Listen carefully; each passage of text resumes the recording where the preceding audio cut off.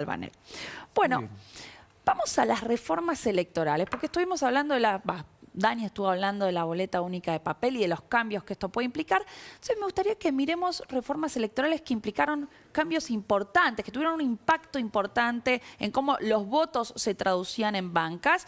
Y voy a nombrar dos reformas principalmente. La de 1912, la Ley Sáenz Peña, un clásico, y una capaz menos conocida, que es la reforma del peronismo en 1951.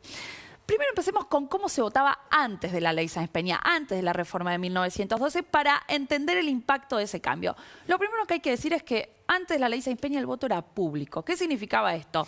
Que podía ser oralmente, uno podía hacer el voto cantado, o también podía ser escrito, pero donde vos en la boleta tenías que escribir el nombre tuyo, el nombre de la persona que votaba y de los candidatos que querías que fueran, que vos querías que fueran. No había una lista impresa.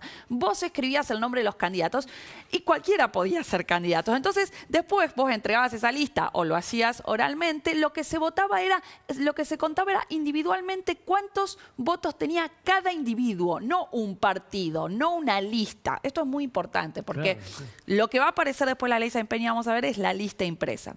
Entonces, así se votaba antes de la Ley Sáenz Peña. En 1912 va a haber dos cambios importantes. En primer lugar, el voto se hace obligatorio y se hace secreto. Bien, estos son los dos. El secreto ya en 1905 empieza a ser, pero no importa, más allá de esto. Todo esto lo estudió Luciano de Privitelo en un libro muy interesante que se llama Historia de las elecciones en Argentina. Y allí Luciano muestra, bueno, por un lado, cuando el voto se hace obligatorio hay un cambio fundamental y es que el voto deja de ser un derecho y pasa a ser un deber. Y eso obviamente expande la cantidad de personas que van a votar en una elección. Pasa de más o menos del 25% al 80%. Si el porcentaje de personas que van a votar se amplía muchísimo, pero además el voto se hace secreto. Es decir, ya no es un voto público donde vos anotabas en un papel, sino que ahora aparece algo muy novedoso, que es el cuarto oscuro. Es decir, la ley establece que la gente tiene que entrar a un cuarto sin ventanas, donde puede estar aislado. ¿Para qué? Para evitar las presiones de las maquinarias electorales, y en ese cuarto, solito, con su alma, tiene que razonar y pensar a quién va a votar. Y esta incorporación del cuarto oscuro es lo que lleva a que aparezcan las listas impresas, tal como estuvimos votando hasta ahora. Es decir, estas listas donde aparecen ya los candidatos impresos. Pero lo interesante es que esto no aparecía en la ley. La ley Sáenz Peña no dice vamos a tener boletas donde aparezcan las listas impresas. Son los propios partidos los que dicen, bueno, para ordenar un poco la elección, esto de que cada uno ponga a quién quiere votar en su lista, imprimamos. Es un problema. Entonces, imprimamos listas donde aparezcan los candidatos para de esa manera ordenar las elecciones y jerarquizar a los candidatos.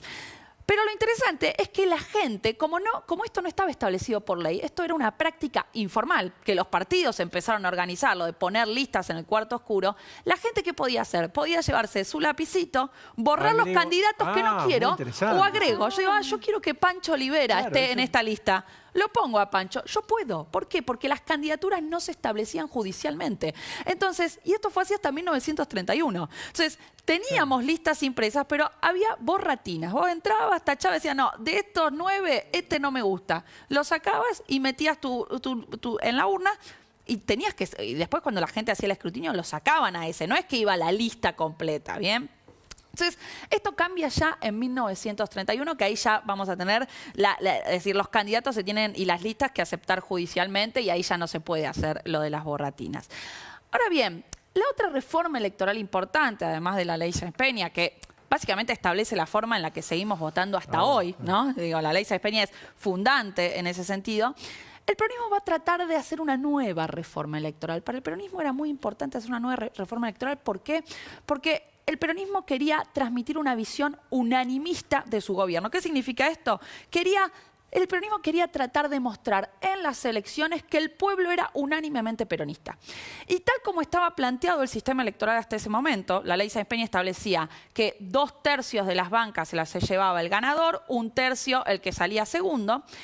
¿Qué implicaba? Implicaba que en el Congreso el peronismo, si bien tenía mayoría, no tenía una unanimidad.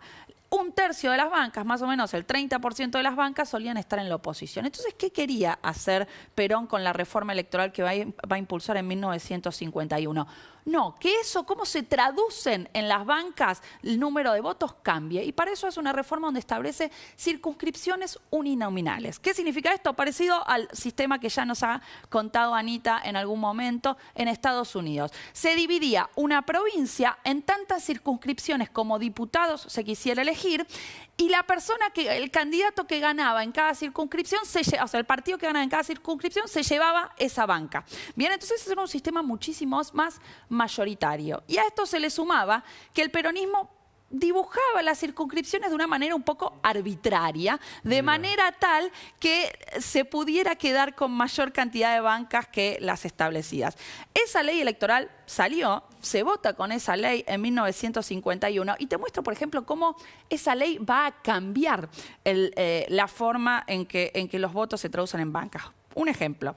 El Partido Peronista en 1951 saca el 62% de los votos a nivel nacional y la UCR el 33%. Ahora bien, en bancas, ¿cómo se ve eso? El Partido Peronista tiene 135 diputados y la UCR 14. Es decir, la UCR había sacado un tercio de los votos, pero solo tenía 14 de diputados en comparación con 135. Y esto se ve todavía... Ingeniería electoral. Ingeniería electoral total. Esa reforma electoral que le permite al peronismo mostrar cierta unanimidad. Decir, bueno, el Congreso es casi todo peronista, prácticamente todo peronista, excepto una porción muy chiquita de la UCR. Por ejemplo, en Capital Federal, donde se dibujaron de una manera muy arbitraria las circunscripciones electorales, el peronismo sacó 53% y la UCR 42%. Pero el peronismo obtuvo 26 bancas y la UCR 6. Es decir, claro, el cuádruple de bancas tenía el peronismo que la UCR cuando tenía nada más que el 10% más de los votos, ¿no? Entonces, esa reforma electoral fue clave para mostrar cierta unanimidad. Digamos que esa reforma electoral funcionó solamente en esa elección porque después, cuando Perón va a ser derrocado, se va a derogar la reforma electoral del 51, se vuelve a la ley Sáenz Peña, pero con una modificación muy importante, que es la representación proporcional. Ya no es el sistema de 2/3. Exacto, que es el que queda hoy, el sistema DONT. Entonces, ahí, digamos, podríamos decir, tenemos el arco de lo que nos lleva que establece cómo votamos hasta el día de hoy. Y bueno, ahora el año que viene cambiará ese sistema con la boleta única. Veremos el impacto, si el impacto es tan grande como fue la ley Sáenz Peña o la del 51. ¿No? Es muy probable, sí. Yo creo que ni nos imaginamos cómo ni puede nos ser imaginamos. el efecto. Interesante. Muchas gracias. Viene un gran whisky con Vilota desde ya.